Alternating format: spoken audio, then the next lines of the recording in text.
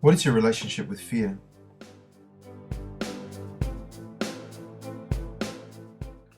Fear is an inevitable companion. Many people live their lives saying they'll take a step forward when they're not so scared or when they have more confidence. Then they find they never take the step because the fear never fades and their confidence never goes up. In fact, it goes down. They've got it the wrong way round. Waiting for the fear to pass is like waiting for the sun to not come up. Fear is an inevitable part of who we are. We are hardwired to experience it. We have a neurological fear system in our brains which once helped us to survive, but which now limits our lives.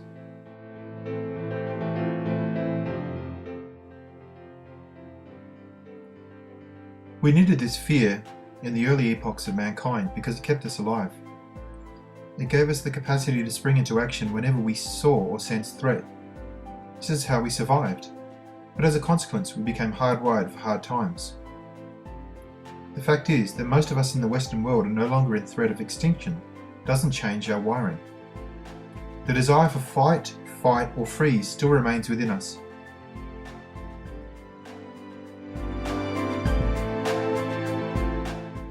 Courage, or confidence, is not the absence of fear, but the willingness to take action in despite of fear.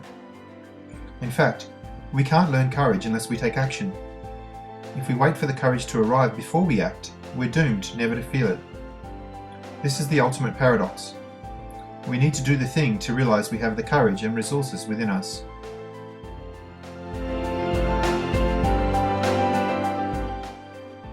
What do we fear? Our fears are always the same. Fear of not being loved, fear of not being good enough, and fear of not belonging.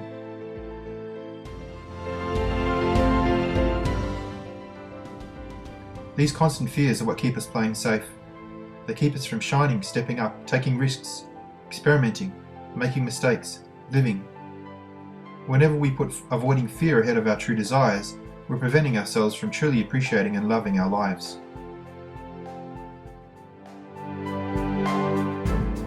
The types of fear we experience can be further broken down into 3 levels. The first level is the fears of what's going to happen. For example, old age.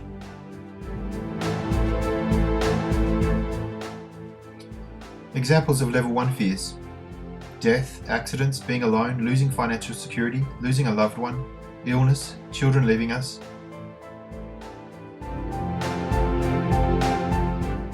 The second types of fear are those that require action, such as making a decision. Examples of level 2 fears: making friends, asserting ourselves, driving, ending a relationship, beginning a relationship, losing weight, public speaking, intimacy.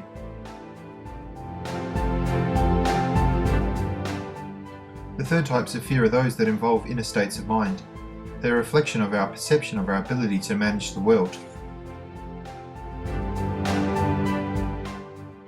Examples of level 3 fears: rejection, success, failure, being vulnerable, being powerless, disapproval, being judged, losing our image, or being exposed.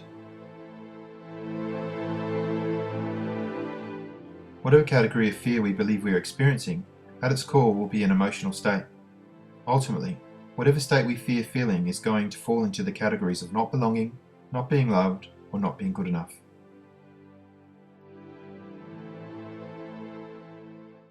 For example, if you fear public speaking, it may be because you don't want to make a fool of yourself or appear silly, which is a state.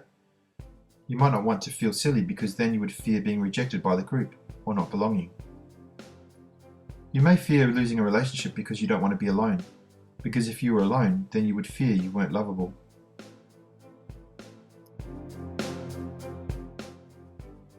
You may fear change because you fear not being able to handle it when it comes. Your fear is that you won't be good enough.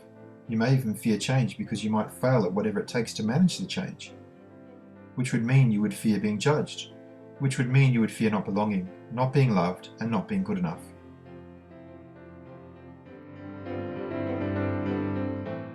No wonder people find change hard to deal with.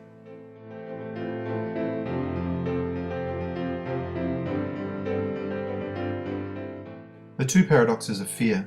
Paradox 1. The truth is that you can handle everything that comes your way. You've just conditioned yourself to not know this, because then none of your worst fears have any danger of coming true. Or do they?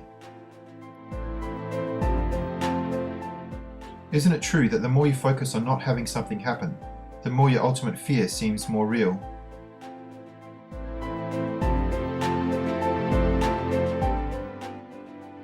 For example, have you ever desperately wanted someone to stay in your life?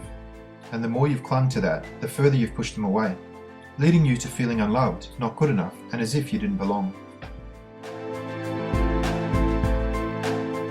Paradox 2. The second paradox of fear is that the more we try to escape our fears, the more we experience them. Yet we still play the same games over and over. We play it safe in love to avoid rejection, to avoid not being loved, and thus never experience the joy of giving love. We play it safe by not being vulnerable, so that we don't appear foolish and thus never get to truly connect with someone, guaranteeing we don't feel loved or that we belong.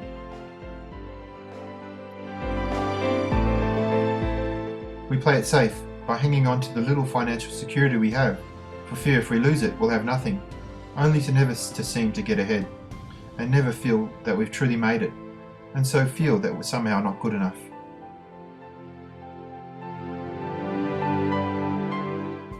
Every day, playing out the dance of fear, letting fear lead us on a never-ending cycle of disappointment or mediocrity.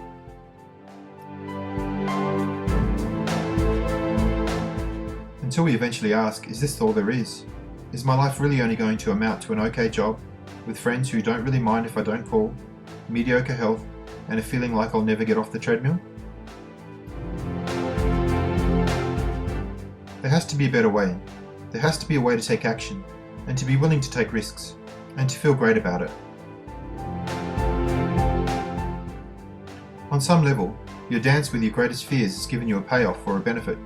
It might have kept you safe from hurt, or from rejection, from failure. Whatever its benefit, this is the reason you let the fear run your life, instead of you running it. The coward dies 1,000 deaths, the courageous man only once. Everyone feels fear when approaching something totally new in their lives, yet still people are out there doing it, so fear isn't the problem. How to lead the dance with fear and win. Unless you give yourself a compelling reason why you would want to give this up, you will stay with your current dance partner of fear. With a big enough reason why, we can accomplish anything. The secret to letting go of the fear is to give yourself such a compelling reason that no matter what, you wouldn't go back to that old choice.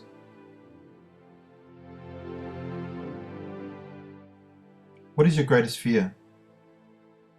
How has this fear benefited you in the past? For example, what has it kept you safe from? What has it cost you in the past?